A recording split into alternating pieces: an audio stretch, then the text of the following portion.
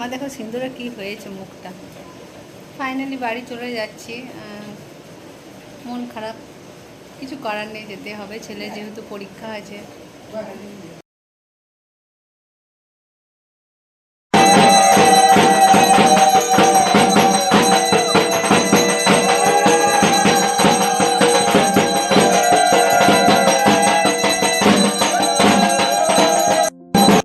Hello everyone, আমার একটা new ব্লগে তোমাদের অনেক অনেক ওয়েলকাম। আর আমি পাপিয়া, আমার ব্লগগুলো কে কোথা থেকে দেখছো অবশ্যই জানি, আর ভালো লাগলে অবশ্যই লাইক কমেন্ট শেয়ার করে দিও।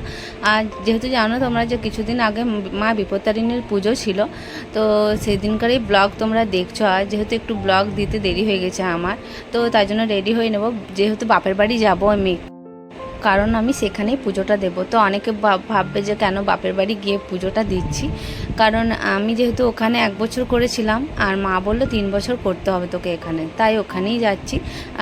যেহেতু এটা নিয়ে আমার 3 বছর বাপের বাড়িতে করা হচ্ছে, আর নেক্সট বছর হয়তো শ্বশুর বাড়িতেই করতে পারি।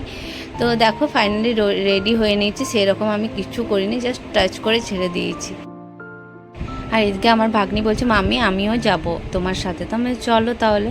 আর ওইদিকে দেখো বর মানে বাইকে আছে, যেহেতু ছেড়ে দেবে আমাদেরকে, তো চলো যাওয়া যাক।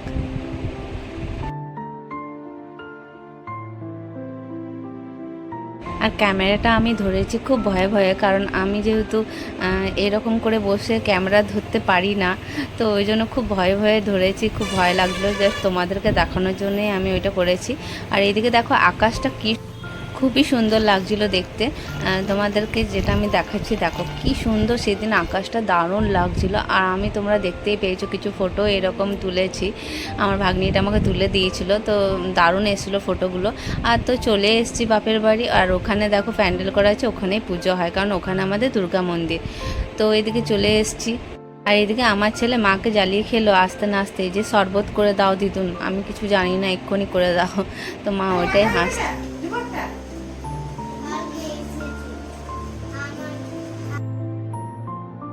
আর এইদিকে মা বলছে দুজনের আমাদের ফটো তোল, তো তুলে নিয়েছি। আর এইদিকে দেখো এটা হচ্ছে আমার মেজো কাকিমা, তো মেজো কাকিমা ভাবছে আমি ফটো তুলছি, তো ভাগ্নিটা আমার ভিডিও করছিল। আর এইদিকে দেখো এটাই হচ্ছে দুর্গা মন্দির, যেটা আমার বাবা আর কাকারা মিলে এই পুজোটা করে। অবশ্যই তোমাদেরকে সেটাও শেয়ার করবো। আর হয়তো অনেকে দেখেওছো যে আমাদের বাড়িতে মানে নিজস্ব পুজো হয়, অবশ্যই এই বছর তোমাদেরকে সেই ব্লগও দেখাবো, শেয়ার করব। তা অবশ্যই ভালোবাসা দিও, আর আমাদের মন্দিরটা কেমন সেটাও জানাবে।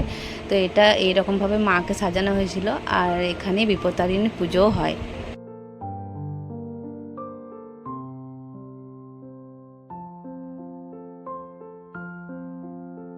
আর ভেতরে এতটাই গরম ছিল, মানে কি বলবো, খুব মানে এই টাইমে খুব একটা বাজে গরমটা দেয় বলতে পারো, যেটা গরমকালেও লাগে না। আর এখানে দেখো সবাই বসে আছে, এরা কি গল্প হচ্ছিল আমি জানি না, এই মুহূর্তে মনে পড়ছে না। এটা হচ্ছে আমার বড় কাকিমা।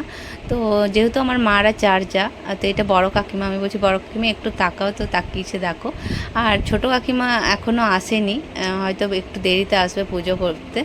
তো এটা হচ্ছে কাকু। তো আমি বললাম আমি কিন্তু এরকমই দিয়ে দেবো, বলছে হ্যাঁ হ্যাঁ দিয়ে দে, যা গরম পড়েছে আর কিছুই পড়েনি। তো এটা দেখো আমার ভাইয়ের ছেলে, খুবই কিউট লাগছে দেখতে।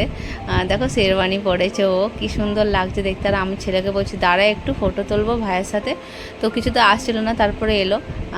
তো দেখো কানটা ধরেছে, কি বদমাস দেখতে পাচ্ছ। তো দেখো এইরকম। আর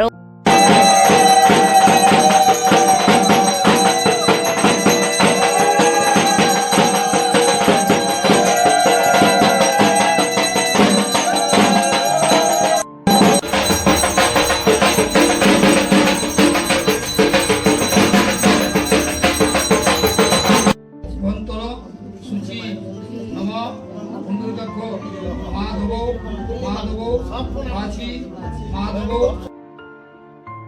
আর এইদিকে দেখো আমার ছেলে বসে আছে, কেন জানো, মন্দিরে পুজো হচ্ছে ওই জন্যই নয়, ওই দেখো থালে ফল রাখা আছে, ও ফল খেতে খুবই ভালোবাসে, কি বলবো তোমাদের।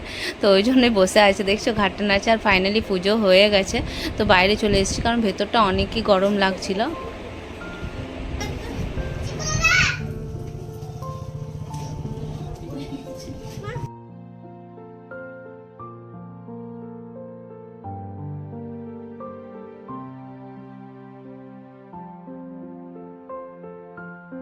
আর আর মা কাকিমাদের সাথে একটু সিঁদুর খেলে নিলাম। আর ওইদিকে দেখলে একটা করে গামছা দেওয়া হয়েছে, প্রত্যেকজনকেই গামছা দেওয়া হয়েছে, যেহেতু কাকুর মানসিক ছিল মনে হয় ওই জন্যই। তো গামছাটা নিয়ে নিয়েছে। আর এইদিকে দেখো আমার ছেলেকে সবাই রাগাচ্ছে, যা তোকে বিয়ে করে নিলাম। তো আমার ছেলে খুব রেগে যায় বিয়ের নাম শুনলে, বলে বাজে কথা বলে ওরা শুধু। যেহেতু মামাবাড়ি দিদুন হয় সবাই বুঝতেই পারছো, ওকে রাগায়। আর এদিকে বরকেও ডেকে নিয়েছি, যেহেতু ডুরি পরিয়ে নেবো। আর এদিকে দেখো মা আইসক্রিম বসিয়েছে, আর যেটা আমার ছেলের জন্যই। তো আমি আমার ননদের মেয়েকে বললাম তুমি খেয়ে নাও, যেহেতু ও খেতে খুব ভালোবাসে। কোনটা কথা বলে এইটা। আর আমি যেহেতু এ বাড়ি এসেছি, তো দেখো দুটো টিয়া পাখি, যেটা ভাইয়ের বউ মিলে এনেছে। খুব ছোট থেকে ওরা খুব যত্ন করে মানুষ করেছে, নিজের ছেলের মতো বলতে পারো। আর এই পাখিটা আমার ভাইয়ের গায়ে সবসময় চিপকে থাকে, যেটা মানে কি বলবো, কথাও বলে, ডাকেও। ওইটা এতটা করে না, কিন্তু এটা সবসময় চিপকে থাকে। তো ওকে বলছে যে কথা বল, কিন্তু তখন কথা বলেনি, এতটাই বদমাস বলছে কি বলবো। আর ওইটা ভাইকে ছাড়া হয়ই না, মানে সব সময় ডাকে বলতে গেলে। তো ক্লিপটা নেওয়া। এদিকে বড় কাকিমাকে নিয়ে আমি একটু শিব মন্দির চলে এসেছি। তো এখানের কিছু স্মৃতি তোমাদের সাথে শেয়ার না করে থাকতে পারলাম না আর কি। আমার ফ্যামিলিকে আমার মনে হলো আমার জানানো উচিত। তো সব মানে এখানে স্মৃতি আমার, দেখতে পাচ্ছ আমি এখানেই পড়ে থাকতাম সব সময়, শিব মন্দিরের কাছে। আর এখানে এসে ভীষণ শান্তি লাগতো আমার মনে। জানি না কেন, আমি ছোট থেকে এখানে খুব আসতাম, বসে থাকতাম, খেলতাম বলতে গেলে বান্ধবীদের সাথে। তো সেটাই। আর মায়ের কাছে খুব বকা খেতাম, যেহেতু অনেকটা দূর চলে আসতাম।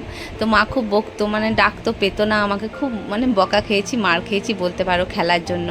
তো এখানে আমি প্রায়ই আসি, আমি এখনও আসতে থাকি, এখনও এলেই আমি বসি। আর এখানে একটা মূর্তি, মানে বিপত্তারিণী মায়ের মূর্তি হয়েছিল, তো এখানেও পুজো হচ্ছিল। তো আমি তাই প্রণাম করতেও চলে আসি, যেটা বাপের বাড়ি এলে এখানে আসি আমি, কাউকে নিয়ে একটা চলে আসি। আর এদিকে দেখো আইসক্রিম খাচ্ছে দুজন, কারণ ও খাচ্ছে বলে আমার ছেলেও খাচ্ছে আর কি। ও থাকতে পারলো না, যেহেতু মা দুধের আইসক্রিম বানিয়েছিল এটা। আর আইসক্রিম পেয়ে দেখো দুজন কতটা খুশি, দেখতে পাচ্ছ। আমার দেখো সিন্দুরে কি হয়েছে মুখটা। ফাইনালি বাড়ি চলে যাচ্ছি, মন খারাপ, কিছু করার নেই, যেতে হবে, ছেলে যেহেতু পরীক্ষা আছে। প্রায় এখন 5:30 নাগাদ বাজে, আমি যাব বাড়ি। তো দেখো যাওয়ার টাইমে ওকে যেহেতু মা টাকা দেয়, তো ওইটাই বলছে দাও দাও। আর এটা আমিও ছোটোবেলায় করতাম, যখন বাড়ি মানে মামা বাড়ি যেতাম, দিদা টাকা দিত, খুশি হয়ে যেতাম কি টাকাটা নিয়ে। আর আমার যখন থেকে ছেলে হয়েছে, আমি ওর মধ্যে আমার ছোটোবেলাকে খুঁজে পাই, যেটা সব মায়েরা বাবারা হয়তো দেখতে পায়, দাদু দিদারা বলো, বাচ্চাদের মধ্যে তাদের বাচ্চাবেলাকে মানে খুঁজে নিতে পারে আর কি। তো জানি না কতটা তোমাদেরকে বোঝাতে পারলাম আমি, আমার ফিলিংটা এই টাইমে আলাদাই হচ্ছিলো। আর এদিকে দেখো মা যাওয়ার টাইমে ফল দিয়েছিল, সেটাও তোমাদেরকে দেখাচ্ছি কী কী দিয়েছে। তো ফল দিয়েছিল, যেহেতু গাছে আম আছে জানোই, আম দিয়েছিল। আর মা যেহেতু বললো একটু ছেড়ে আসি চল, যেহেতু অটো যাব, তো অটোটা পাড়া থেকেই ধরে নেব, আমাদের পাড়া থেকে। তো এখানে অটোটা পেয়ে যাব, ওই জন্য দাঁড়িয়ে আছি। আর মা ছাড়তে এসেছে। তো এত কাছে থাকা সত্ত্বেও আমার কিন্তু যখনই আসি মন খারাপ হয়ে যায়। তো কিছু করার নেই, তাই না, আমাদেরকে তো শ্বশুরবাড়িতে যেতেই হবে, মেয়েদের এটাই তো জীবন। তো চলো ফাইনালি বাড়ি চলে যাচ্ছি, আর প্রায় এখন 6টা নাগাদ বাজে। তো দেখা হচ্ছে নেক্সট কোনো ভিডিওতে, ব্লগে। ততক্ষণের জন্য টাটা।